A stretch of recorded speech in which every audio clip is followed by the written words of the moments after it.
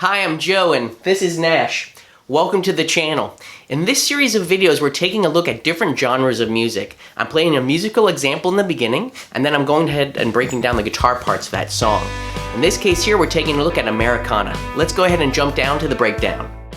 So this song has 4 guitar parts to it, and when I think about Americana music, I think of it as an amalgamation, there's a big word for you, of different styles of music. I hear a little bit of country, rock, blues, folk. It's just a different, mixed bag of different things. So in these guitar parts, you might see influences from those styles of music. Let's take a look at the first guitar part. The first guitar part is basically laying down the rhythm foundation, and I have a little bit of a tremolo on my guitar.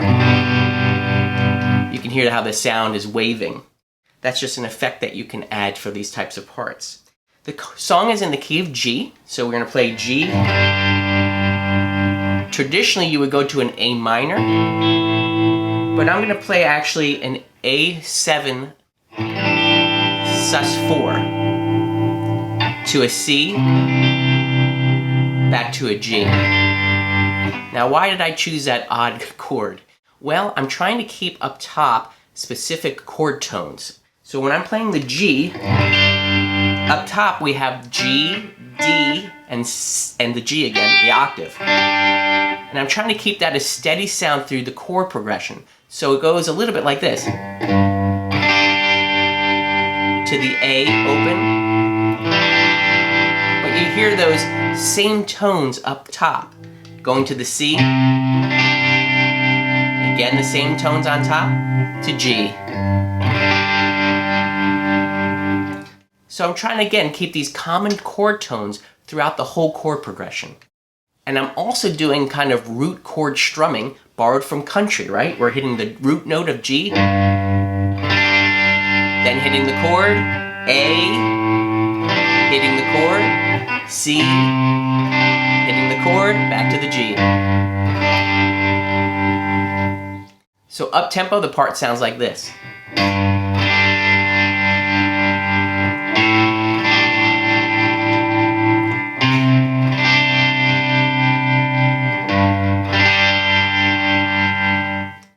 I also double track that guitar part, so on the left and right you hear 2 guitars playing that, just to make a little more fullness in the to make it a little more full in the mix. That section would be considered the chorus of the song, and then we go into the verse. I'm borrowing a little bit from the blues, where I'm going to use the flat 7. So if we're in the key of G, the flat 7 would be F.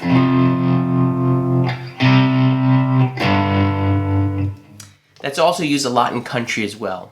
But I think it was mainly borrowed from the blues style, where you...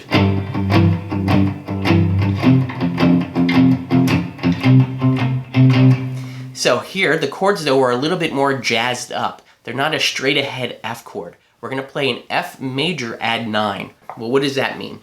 Well, when you have your F chord, if you add a G on top, that's considered the 9th, because you've reached the octave, which would have been the F, and coming up one more note would be the 9th. And what you can also do, which is really great, instead of playing the A with your middle finger when you play this chord, lift that up as well. Now you have an octave of the G. So that 9 adds a really full sound.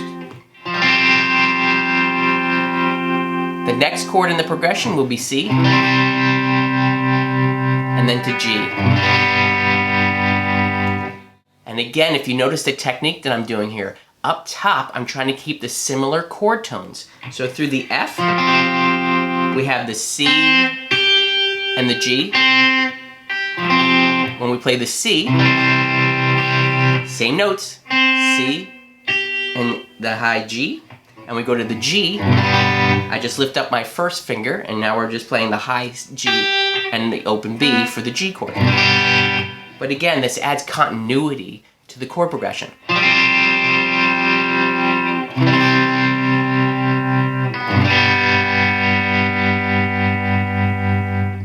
The second part of the verse is going to drop down to an E minor. So we're going to play that F add 9 again, to the C, now to an E minor, and then we're going to walk up to the G. And all I'm doing is I'm playing the E minor, And then I'm going to a first inversion of the D chord, where I'm playing the F sharp in the bass up to the G. After that, we then go to a C, to D, and then a D7. Right back into the chorus chords, etc. and so forth. So inside of that chord progression, again, we're borrowing a little bit from the blues, a little bit of country. The second guitar part actually lays very quietly underneath the first guitar part.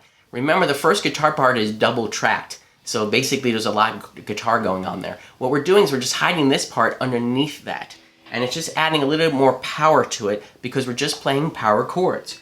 So for the first part, we're going to play G, G power chord, up to the A power chord, C to G. And then when we get to the verses, we're doing the same thing. F power chord, C. But now when we get to the G, the part has a little bit of an opportunity to shine in the mix. There's a pause there. So I'm doing a little bit of a blues thing. And that's a classic blues move where you're playing the power chord, the root and the fifth, and then adding the sixth with your pinky. And then back to the beginning again.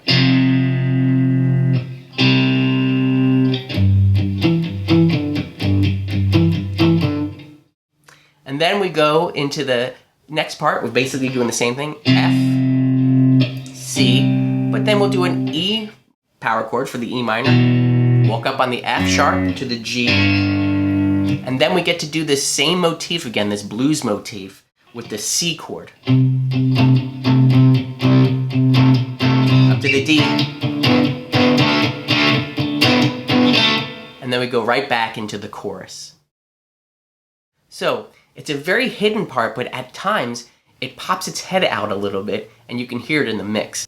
The third guitar part can be considered the lead line, and it borrows a lot from country.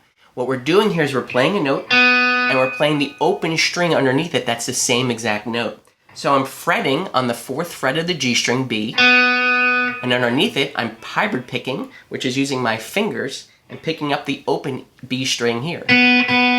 So I'm sliding in, and I'm hitting those two notes in unison. It adds a fullness to the sound. The part goes like this.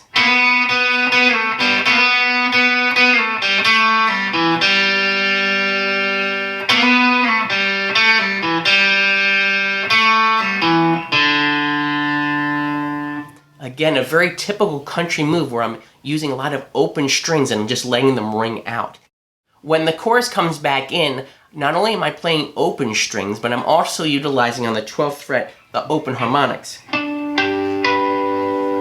If you just play that, basically the D, G, and B, and how I'm doing that is I'm just resting my fleshy part of my finger just on top of the 12th fret, very lightly, and then I'm picking the note and pulling it off to get those harmonics. Well, that actually is a G major chord. You have G, B, and D. So I'm using those towards the end as well.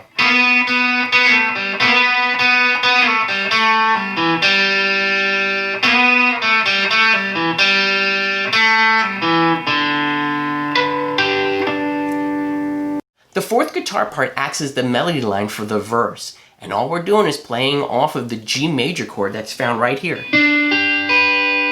So it's a D chord shape, just slid up, and we have the notes G, B, and I'm playing D on the G string. So I'm just playing off of this shape. It's always nice to make melody lines that are built off of the chord tones. They'll always be the strongest notes that you can play. So in this case here, we're doing a D, hammering onto an E, and then picking up the G, sliding up to the A, back down to the G. So like this.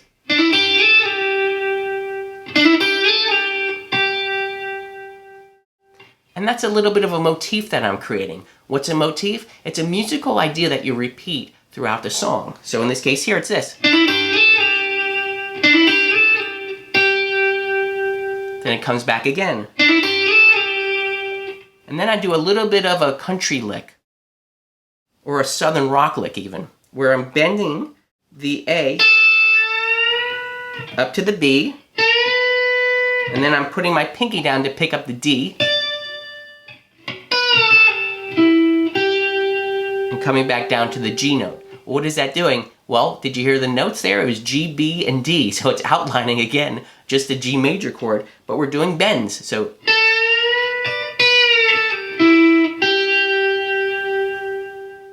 So again, very strong chord tones. That's it. There's no magic really that's happening here.